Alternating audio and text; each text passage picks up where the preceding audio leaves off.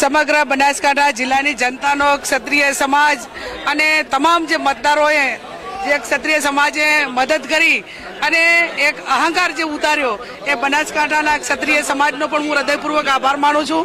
સમગ્ર બનાસકાંઠા જિલ્લાના 14 લાખથી 18 આલમ 36 કોમે તન મન અને ધનથી એક ગરીબ દીકરીનું જે મામેરું મેં માગ્યું ને મામેરું ભરી અને સંસ્કૃતિનું જતન કર્યું છે કે આજે પણ આ ભારતની સંસ્કૃતિ એમ કહે છે કે બેન દીકરી ગમે એવા સંકટ સમયે ક્યાંક નાના મોટી માગણી કરે તો એની માગણી તમામ સમાજો ભેગા થઈને કરે છે।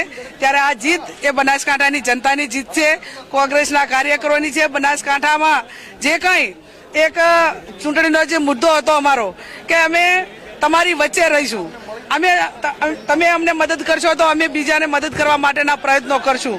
અમારી જે એક વ્યાજબી જે માગણી હતી એ બનાસકાંઠાની જનતાએ પૂરી કરી છે।